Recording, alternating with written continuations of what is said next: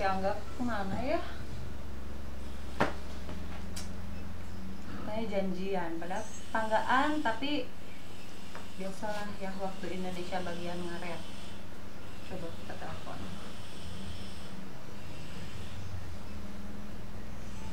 Oh enggak? Di mana? Jadi nggak?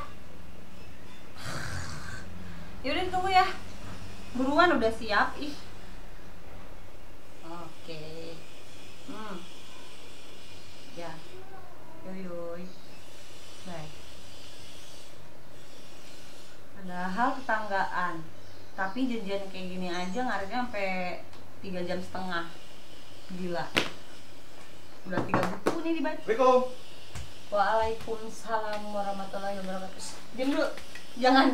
Jangan bersentuhan dengan aku karena di luar banyak virus. Dan gue kecoa. Apa ya? Gimana buat kecoa? Iya. Tapi udah steril kan? Udah cuci tangan depannya? Udah dong. Gimana, aman jalanan? Lumayan, tapi tadi tuh ada apa? Pas gue kesini naik motor, gue hampir ditilang karena gue nggak pakai sarung tangan. Karena Tapi segitunya ya? maksudnya segitunya kan, maksudnya. Tapi kan yang dipentingkan itu kan masker. Bentar, kok nggak pakai masker? Kan ini kan di kosan. Oh iya. Pakai masker. Oke. Ya emang jadi pas ke situ, pas ke sana tuh apa? Sampai segitunya Iya. COVID dan segala macem Iya, tuh. gila ya, sampai pengaruhnya ke segala hal. Impactnya parah. Banget. Impactnya Tapi ntar dulu kita sapa dulu teman-teman ya. mantap. Halo guys, kita ketemu lagi bersama kita nih di sini di cerita tentang hari ini. Nah, mau tahu nih kita mau bahas apa?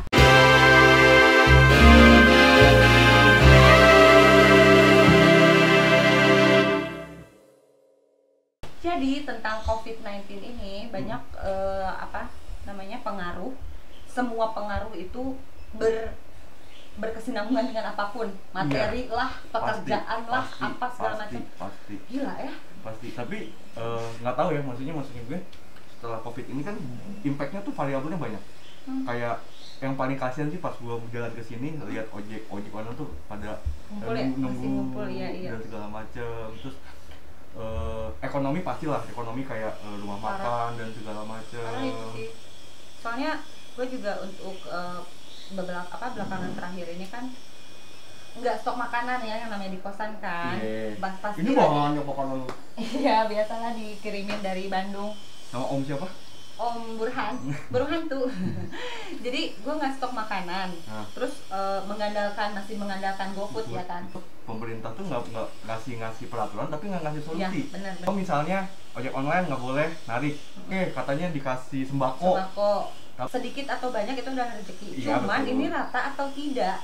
Itu Nah. ngomongin work from home nih, kalau kayak ke gua itu kan nggak bisa. Nggak bisa. Iya. Sangat tidak bisa. Untuk pekerja ya, apalagi lo di Pekerja bidang TV. entertain, broadcast gitu kan. Iya, maksudnya syutingnya gimana? Mau pakai Zoom syutingnya nggak mungkin juga gitu. Kan ada peraturan setiap syuting itu tidak ada penonton.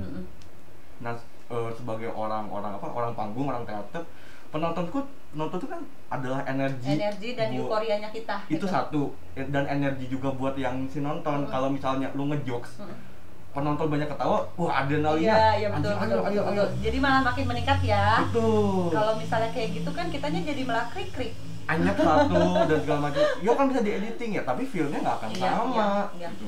Ini untuk lo sendiri, kayak misalnya kegiatan ke kantor itu terus gitu kan, apa ya? Apakah diminimalisir pekerjaannya atau ke kantor itu hanya sekedar untuk ya nengok kantor lah atau segala macam, atau peraturannya belum ada atau gimana sih? Nah kalau di gue nggak tahu ya kalau nanti kalau di gue ya lo dulu deh.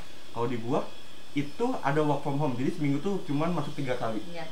Dan kalau misalnya di rumah ada meeting pakai Zoom. Kan kalau misalnya sebagai kreatif kan bisa bikin skrip di rumah dan segala macam. Tapi kalau misalnya lagi syuting, suka nggak suka dan mau nggak mau harus masuk. Iya. Nah permasalahannya adalah terlepas dari itu semua, dari rumah ke kantor yang gue pakai umum kan. Iya.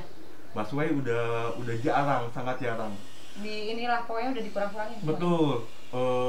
Sekarang kalau gue dari rumah ke ke busway-nya nggak boleh pakai ojol. Iya. Maksudnya gue oke, kita ada yang menarik sih sebenarnya.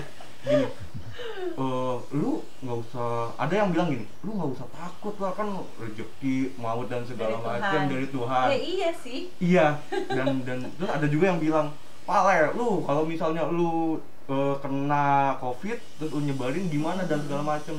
Akhirnya jadi polemik kan. Iya. Akhirnya jadi polemik maksudnya. Dan di era sekarang pemerintah menurut gua seolah-olah tuh kayak oke, gua ngasih peraturan disamaratakan tapi tidak memikirkan oh yang kalangan CD ini nggak bisa nih kalau diginiin. Ya nggak sih? Iyalah. Kayak gitu. Dan maksudnya gua merespon pas di jalan tuh kayak penjual sangat sepi Banget. Apa sih itu pengalaman gue ya. Kalau gue sih sebenarnya gue kan bekerja di bidang yang pasti komunikasi sama orang lain dan sama customer tuh? Gitu kan, sama pelanggan lah istilahnya kalau di bahasanya gitu. Itu sebenarnya gue tuh berkesinambungan dengan surat menyurat gitu kan. Surat menyurat itu tuh juga kan ada hubungannya dengan kurir. Ya, kurir juga kan istilahnya sudah dia punya hak juga untuk libur dari perusahaannya kan. Nah, otomatis si surat itu kan jeda ya, walaupun oke lah zaman sekarang bisa diminimalisir dengan email, surat online apa segala macam gitu. Cuman untuk yang kayak gue ngerinya yang urgent gitu, apalagi surat udah sampai mana gitu kan. Itu harus kayak gimana, meetingnya kayak gimana, rapat kayak gimana, kan kita harus buka dong gitu kan, itu suratnya kayak apa gitu. WFH dijalankan tapi kantor gue juga ada piket gitu dari dari 1 minggu sekali itu kita dari perorangan tuh dari misalnya yang staff benar-benar staff itu 1 minggu dia dapat 3 kali piket. Nah terus kalau gue yang belum pegawai tetap gitu gue diberlakukan untuk 1 minggu itu datang untuk 1 kali ke kantor gitu. Tapi bakalan tidak tidak efektif karena pekerjaan kita nih, misalnya pekerjaan gue yang gue pegang gitu, nih udah sampai sini apa terus diterusin sama orang. Oh iya. Ya kan, itu sama orang. Terus besokannya, terus orang itu piket, kan bingung lah ini kemana, nyampe kemana. Orang lain. Iya. Nah, yang WFH itu bukannya kita ganggu atau gimana, enggak. Yang WFH malah jadinya, lah itu kan di sini itu, jadi malah itu buang waktu sih menurut gue, gitu. Tapi enggak sih, kalau gue sih bersyukurnya kayak gue sama lu masih ada kerjaan. Iya sih, alhamdulillahnya ya kan? Karena impactnya WFH dan corona juga ada temen gue yang kerjanya itu di tempat hiburan, dirumahkan, tapi nggak digaji sampai nggak tahu sampai kapan. Sampai waktunya tidak ditentukan. Iya. Oh iya, itu ada. Ya kali kan tadi kayak lu kan gue ada yang ngirimin Om Burhan gitu. Ya, lu kan emang simpenan ya, kalau lu kan emang simpenan. Simpedes coy, simpedes. Simpenan pedes. Iya, maksudnya pas kita ngobrol soal kerjaan dan semacam, tapi kalau gue sih pribadi harusnya bersyukur ya, maksudnya masih ada gaji, masih ada dan segala macam. Dan itu pun ya gue sih alhamdulillah, dan jangan sampai itu gajinya dikurangin atau apa segala macam. Karena ada saudara gue, inget jangan jauh-jauh ya, saudara gue kerja di hotel kan udah jarang di Bandung. Ditutup nggak? Apa? Ditutup hotel? Ditutup dan dia di PHK. Dia di PHK tanpa yang namanya PHK, nggak ada pesangon dong. Kecuali kalau misalnya pesangon kayak gitu, tunjangan apa segala macam itu kan kalau misalnya kontrak kerja habis, ya kan, itu ada pesangon untuk tunjangan apa gitu. Ini nggak benar-benar di PHK, dan sekarang dia mau nyari kerja kemana, orang sekarang keadaannya kayak begini, ya kan, apalagi dia punya anak gitu. Menurut lu kemarin nih dengan kabar-kabar berita tentang COVID-19 ini ya, banyak orang yang tersebar virus dan menyebarkan virus, ya kan, dan sekarang kan diberlakukan PSBB. Sudah kan? Sudah satu tempat. Nah, misalnya di cabang ini harus di sini, cabang ini harus di sini. Kalau menurut gue sih nggak efektif.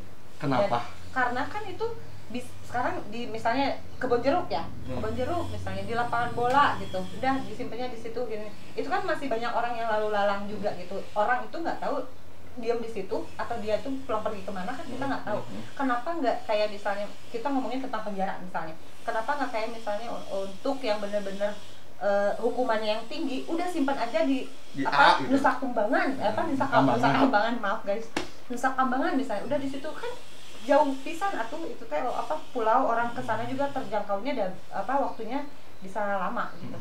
Kenapa nggak simpan aja di suatu tempat gitu, nggak kayak gini caranya gitu. Tapi gue juga sih nggak tahu pemikirannya yang lebih berwenang kayak gimana gua nggak ngerti gitu. Dan ya itulah suara hati gua gitu, kenapa nggak kayak gitu gitu. Tapi di COVID ini banyak juga akhirnya intuisi manusia sebagai manusia yang sesungguhnya tuh jalan. Misalnya ada yang viral di depan rumahnya tuh dikasih apa mie, dus Oh mie iya yang buat diambil dan segala macam.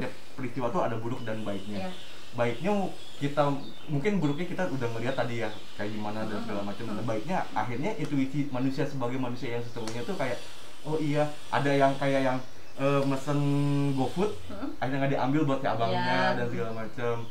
Ya akhirnya ada orang-orang yang kayak gitu. Mungkin tidak banyak, mungkin tidak satu dua, tapi oh ternyata gue menyadari bahwa masih ada orang yang peduli juga sama manusia juga akhirnya gitu. Kayak film. Cuman kayaknya 1000 banding 1 doang. Oh iya bener juga sih. Iya tapi kan, maksudnya kita memang bisa melihat di dalam segi itu di apa namanya, di kondisi seperti ini gitu.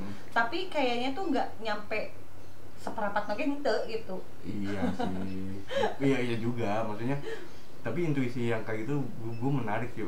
Entah itu yang kayak kemarin yang anak kecil yang ngumpulin uang tabungannya buat apa alat pelindungnya itu APD kan?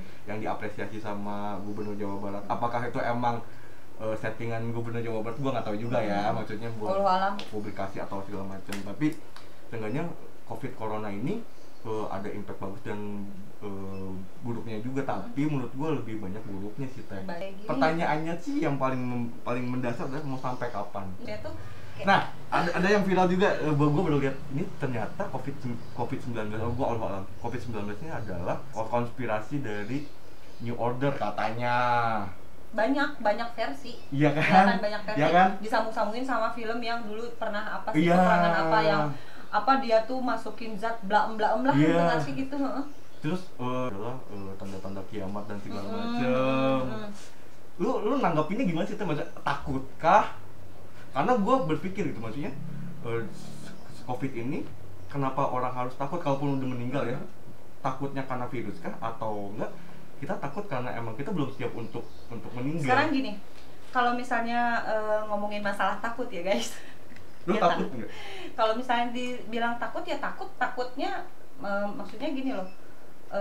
Ya memang penyakit kan datangnya dari Allah, nggak tahu gitu maksudnya kita mau kayak gimana, cuman ya kitanya aja yang bisa harus jaga kondisi atau kayak gimana. Tapi yang menariknya adalah sekarang tuh gue melihatnya gini, point of view-nya adalah orang-orang ini takut karena virus kah? Karena berita yang banyak yang meninggal dan segala macam, takut karena virus ya? Karena akhirnya meninggal, apa karena kita belum siap untuk meninggal? Iya nggak sih? Logis nggak sih gitu? Pertanyaannya gitu, maksudnya lu takut karena virusnya? Oke, karena kanalnya meninggal. Oke. Nah, lu takutnya tuh karena emang dan goalsnya pasti mati gitu kan? Goalsnya pasti mati. Lu takut karena virus dan mati atau karena lu belum siap ketemu Tuhan aja gitu? Kalau gue sih takut karena belum punya bekal. Sama. Tapi untuk virusnya sendiri ya gimana ya? Kalau lu gimana, takut nggak? Gue sih takut, tapi akhirnya impact hablum minallah ya karena hubungan sama Tuhannya jadi dibatasi kayak sholat. Betul. Sholat Jumat sekarang udah nggak boleh di masjid, nggak boleh karena berkerumunan. Tapi kalau misal di lingkungan gue ya kemarin masih, cuman itu tuh misalnya kalau musola itu dia nggak boleh yang lebih kapasitasnya 10. Ya bagus, maksudnya tidak benar-benar meninggalkan atau bisa, karena kan menurut gue kalau sholat Jumat itu untuk laki-laki wajib dong. Iya, kalau tiga nggak ngejalanin kan dia kafir. Kafir, ya betul. Nah sekarang tahu nggak sih bahasa waas gitu? Nggak ada azan gitu, terus nggak ada kayak khotbah kayak gitu-gitu, ya nggak sih? Kayak jir gitu. Iya, jadi merinding banget kan? Ya ampun. Terus udah gitu kayak sekarang masuk nih mau bulan Ramadan. Diberlakukan dari pemerintah untuk tidak berbuka puasa bersama. Terus kayak saum on the road, taraweh udah jelas itu nggak boleh. Sholat Idul Fitri bahkan itu yang benar-benar kita yang masih abu-abu sih itu kalau di rumah aja. Nah, hikmatnya kumaha makanya banyak bangetnya katanya takut sama Tuhan tapi kegiatan-kegiatan yang soal keagamaan ada di nomor 2 kan, di nomor 2 kan kayak budaya, entah itu budaya, entah itu apa, kayak ke makam teh disolatin. Iya, harus kan? Harus. Ya. Harus kan? Ya. Jadi kayak sekarang dimandiin aja tuh si Maya tuh kayak yang ngemandiin aja takut gitu. Iya. Tapi kalau menurut gue ya, logikanya gitu. Kalau misalnya kenapa mesti takut sih gitu kan? Toh yang meninggal itu ya si manusianya itu misalnya yang benar-benar kena corona ya. Meninggal terus pada takut gitu untuk misalnya ngemandiin, nyolatin atau misalnya apa segala macam.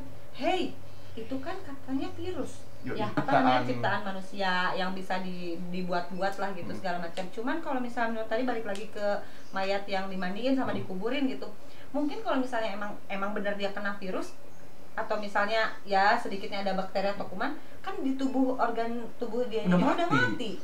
Kenapa harus kayak misalnya ditolak nggak mau nguburin, terus di daerahnya itu nggak boleh dikuburin di lingkungannya situ?